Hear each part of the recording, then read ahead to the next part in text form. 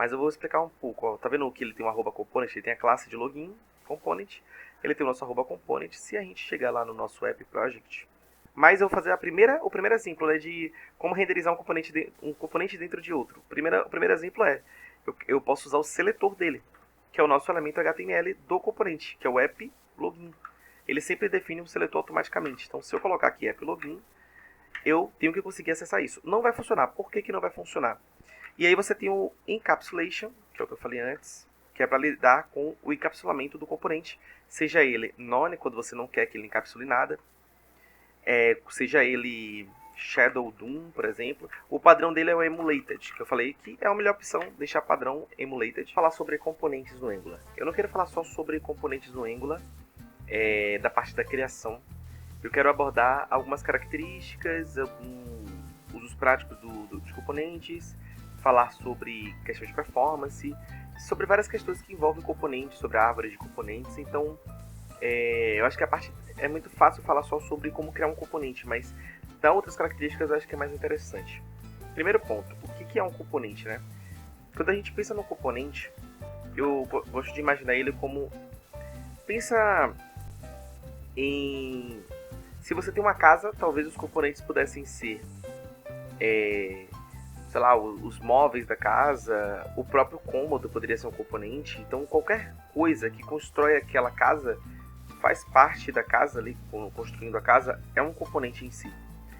E o componente, ele é uma das partes mais essenciais de um projeto Angular, porque ele agrupa ali uma lógica dentro do contexto ali daquele componente, que pode ser ou não reaproveitado em outras partes da aplicação em si. Então você tem um componente que ele pode ser uma página na web, mas você pode ter também um componente que é um elemento de UI. Então você vai ter componentes distintos que você pode utilizar para partes específicas da aplicação.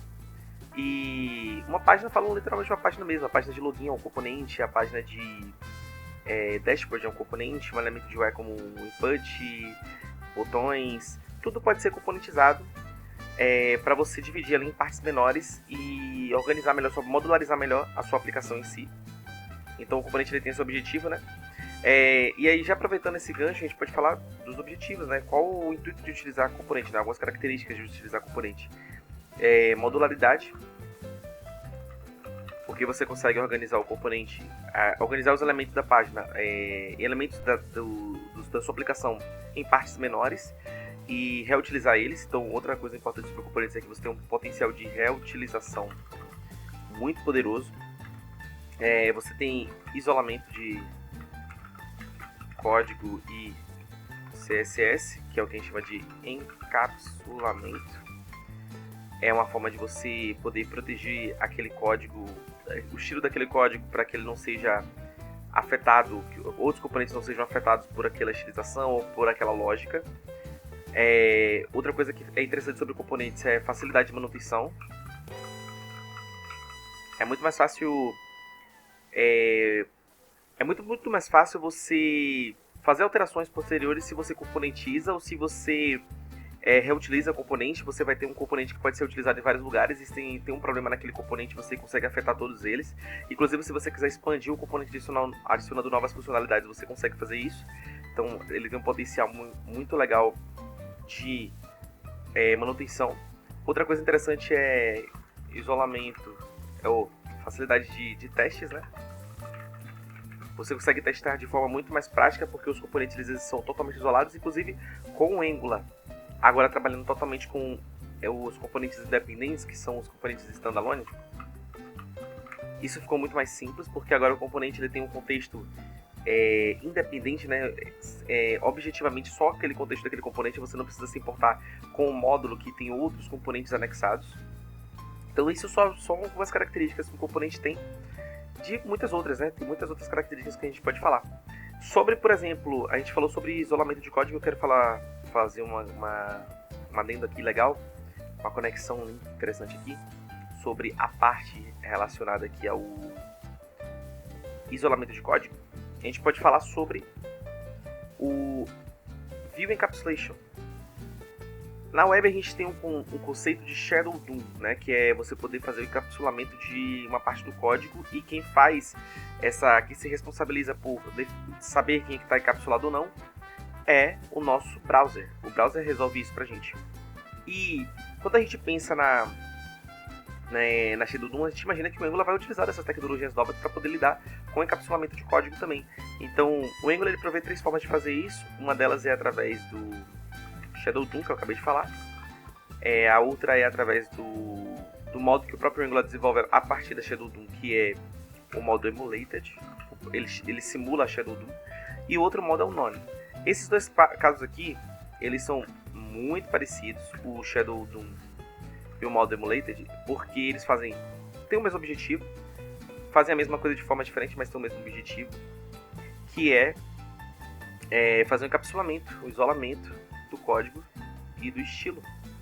E no caso da Shadow DOM, a gente deixa isso na responsabilidade do browser cuidar daquilo. Então a gente pode ter problema, por exemplo, num browser que não dá suporte a Shadow DOM, que eu acho difícil hoje, mas a gente pode ter um browser que não dá suporte a Shadow DOM, e por ele não dar suporte, a gente acaba tendo um problema de mau funcionamento, né, do isolamento, ou o não funcionamento do isolamento.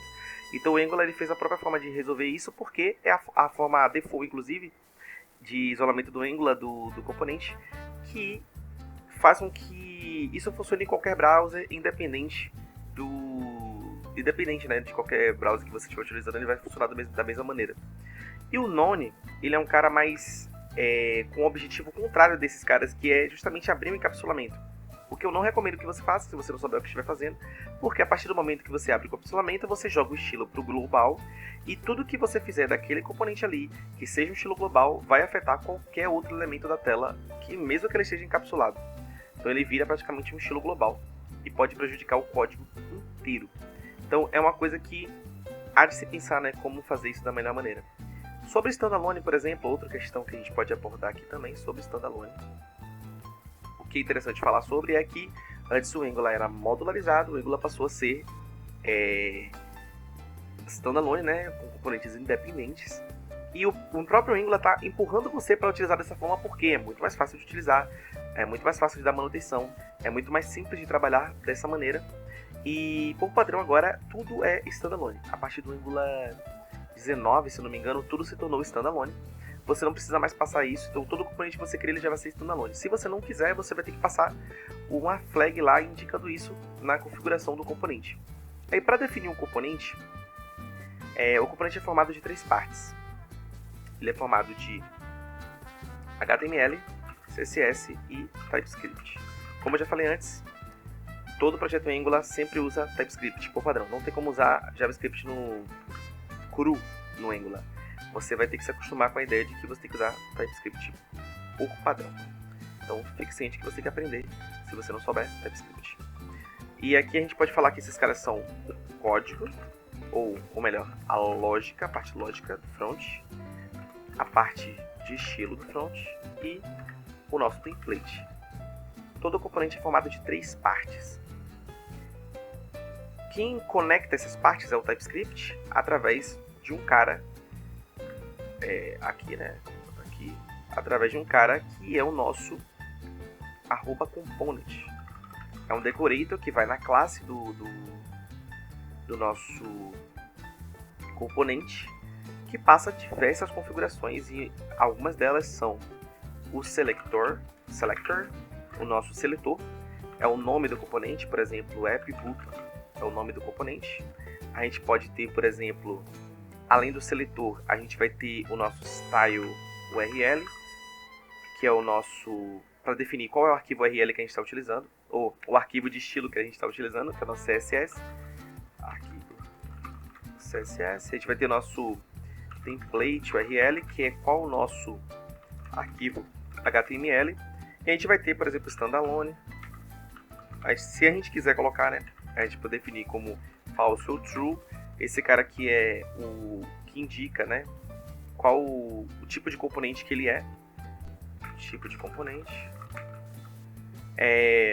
A gente vai ter um cara chamado imports também. Caso a gente utilize standalone, por padrão a gente vai ter um imports, que é uma lista de coisas que a gente pode importar. Por exemplo, outros componentes, diretivas, pipes e uma infinidade de coisas que você pode importar aqui. E a gente vai ter o nosso view em nosso encapsulation, que é o que define os níveis de encapsulamento. Ele define nossos níveis de encapsulamento. Então, basicamente, o componente é isso aqui. Nosso componente ele vai ter essas configurações, vai ter algumas características principais ali. E outra característica legal que a gente pode falar sobre componentes é que ele faz parte de uma árvore de componentes. Quando você está trabalhando com Angular, você pode fazer a renderização desse componente de duas maneiras. Ou você vai fazer a renderização do componente anexando ele a outro elemento da tela. Então você tem lá o app component. Eu posso chegar no app component e dentro do HTML do app component eu posso colocar um componente, por exemplo, button component, diretamente dentro do HTML desse cara aqui. Ou eu posso fazer o carregamento, a gente pode especificar aqui, né? Inserido no HTML. Ou eu posso fazer o carregamento através de rota.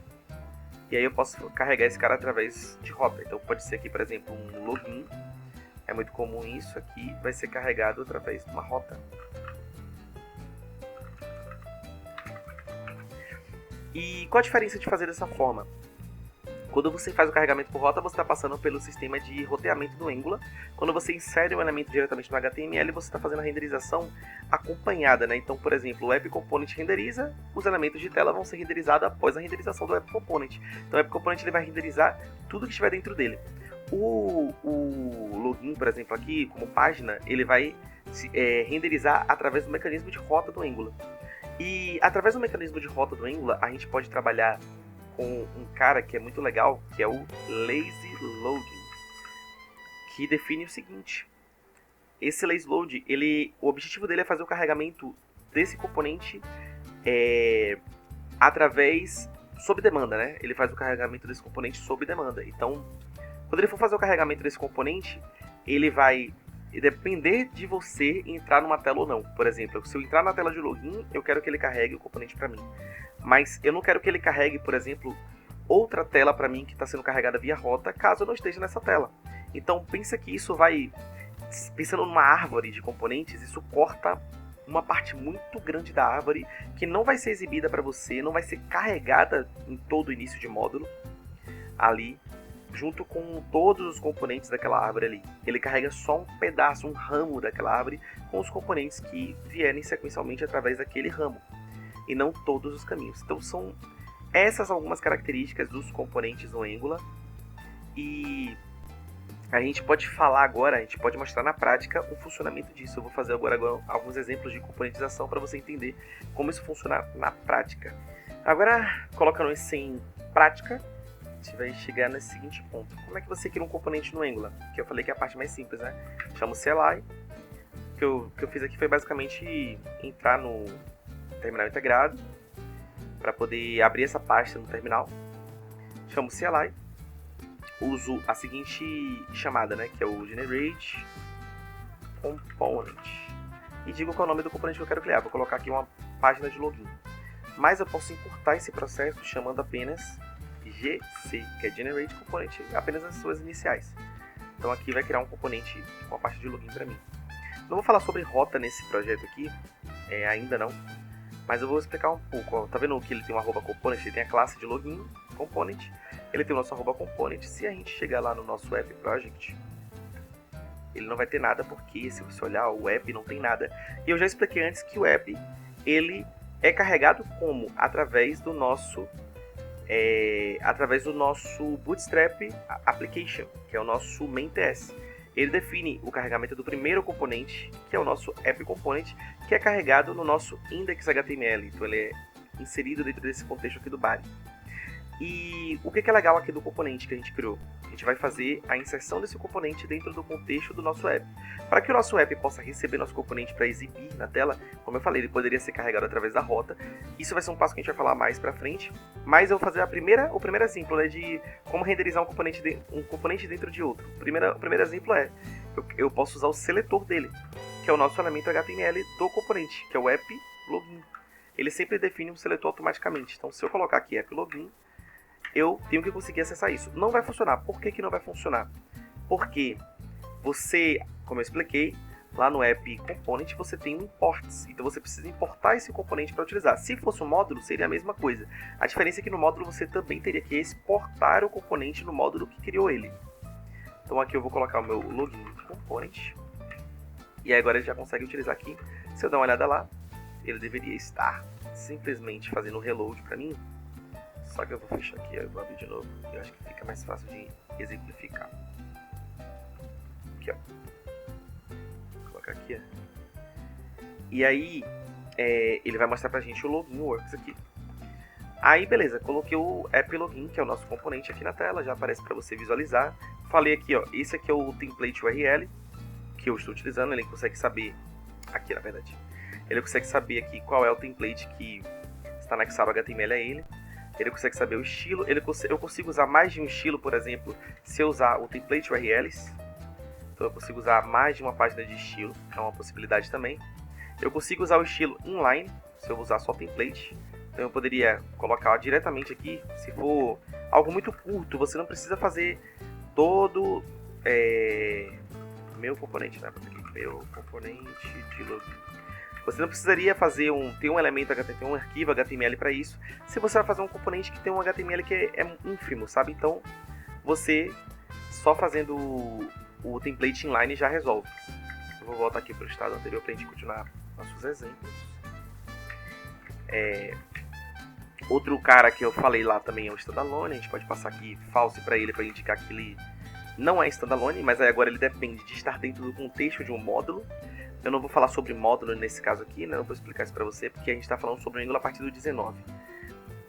Angular já com standalone, né? Por padrão. Então o Angular a partir do 14 já vai ter standalone, então é o padrão. Com módulo não mudaria muito, porque você teria um módulo, a diferença é que você vai ter um arquivo de módulo que importa que declara esse componente e você exporta ele para ser utilizado. Essa é a diferença. Mas ele não teria ele teria que passar esse componente para false e ele não teria o imports. Você não poderia ter o imports porque o import está dentro do módulo. Mas aqui no contexto do componente é isso. E aí você tem o encapsulation, que é o que eu falei antes, que é para lidar com o encapsulamento do componente, seja ele none, quando você não quer que ele encapsule nada, seja ele shadow DOM, por exemplo. O padrão dele é o emulated, que eu falei que é a melhor opção, deixar padrão emulated. Vou fazer um exemplo aqui só para você perceber, por exemplo, o none. A diferença, ó, se eu botar shadow DOM, ele já vai dar para notar aqui, talvez, no inspect, como é que fica lá o elemento, né? Se dá uma olhada aqui, ó. Acho que não vai aparecer aqui pra mim. Deixa eu resetar aqui, talvez apareça. Não sei se ele vai mostrar, a não ser que eu reinicie o server. Ele mostra ali o shadow root, né? Que é o elemento que aparece pra mim quando você tá utilizando ele através de... Aqui, ó, shadow root. Então, esse encapsulamento aqui está sendo provido pelo próprio navegador, pelo browser. E quando é um emulated, ele funciona de uma forma diferente, ele começa a atribuir algumas tags HTML dentro umas tags, uns atributos. E aqui você pode ver que ele está sendo usado através do próprio sistema do Angular, já muda. Mas isso aqui não difere muito, porque eles cumprem o mesmo papel, funcionam da mesma maneira. A diferença é que um é tratado pelo browser e o outro é tratado pelo próprio sistema do Angular. O Angular funciona em todos os browsers, e o Shadow Root, né, com o Shadow DOM, pode não funcionar em todos os browsers. E o none, ele abre o encapsulamento desse componente. Para exemplificar isso, eu precisaria ter um segundo componente. Então eu vou colocar aqui, por exemplo, o componente dashboard. Imagina que é uma outra tela, né? Que é ngGC dashboard. E nesse contexto aqui, tendo o dashboard, pensa que agora eu tô com o none aqui, tá o estilo aqui dele. Se eu chegar nesse cara aqui e colocar um estilo, por exemplo, background, ou melhor, ponto background, e colocar aqui que o background tem essa cor. Se eu chegar aqui nesse cara e colocar aqui uma div aqui, né? Vou colocar uma div aqui e passar para ela uma classe com background, você vai perceber que a ideia é que, como ele está aberto a estilização dele, inclusive eu vou ter que chamar ele, né, para ser utilizado lá. Então você tem aqui o dashboard component. Vamos lá de novo, a gente importa ele aqui e além de importar ele, a gente tem que colocar ele no nosso HTML, que é o nosso app dashboard. Aí você pode perceber, ó, que o estilo do componente login, fechar todos esses caras aqui, o estilo que está no CSS do componente login está vazando por conta do View Encapsulation None, e por isso afeta o dashboard. Isso é muito ruim, dependendo do que você está fazendo. Dependendo do que você está fazendo, isso é muito ruim. Tem como driblar isso? Se eu colocasse, por exemplo, uma forma de você driblar isso, às vezes você precisa fazer isso, como é que eu driblaria isso? Esse CSS eu poderia deixar ele aberto, mas de forma que eu colocasse, por exemplo, uma hashtag e colocasse um nome, isso aqui para usar como ID, né, que seria algo único, e colocasse a estilização dele com um nome muito específico e ter isso claro para a equipe que você está trabalhando, como você está nomeando aquilo, né? Então, por exemplo, aqui, grau de login. Isso aqui só vai acontecer na página de login, então isso não vai afetar mais esse cara, mas isso você só vai utilizar em casos muito específicos. Em geral, você não precisa usar esse cara. Se a gente voltar lá para o nosso caso que estava afetando, se a gente tirar o nosso encapsulation, ele já usa o emulado. Eu vou ter que fechar aqui o server novamente para ele entender que eu troquei o sistema de encapsulamento. E aí ele... Eu não sei se isso está acontecendo por causa do HMR ou se é por conta disso mesmo, mas aí ele volta a funcionar normal. E aí você vai ter lá o componente funcionando normalmente isolado. Dentro do contexto dele, ele não afeta o outro. Isso acontece muito com o estilo. O isolamento é muito principalmente por conta do estilo, da DOM, do conteúdo da DOM que pode afetar outro elemento da DOM. Então esse tipo de coisa é melhor trabalhar com ele encapsulado do que você abrir o encapsulamento, a não ser que você precise muito fazer isso. Em geral, do componente Angular, em geral é isso. Não tem muito que a gente possa falar sobre criação de componente Angular, sobre algumas características iniciais. Vou falar no próximo vídeo sobre comunicação de componente, falar sobre Zone.js, explicar as diferenças. E aí eu posso trazer coisas que eu acabei não colocando nesse vídeo para os próximos vídeos também, porque tá ficando um pouco longo esse vídeo aqui. Mas em geral é isso. Eu agradeço se você tiver assistido até aqui, se você gostou do vídeo. Deixa o seu like, compartilha, curte o vídeo se você quiser, faz o que você achar melhor. E é isso, tamo junto, valeu!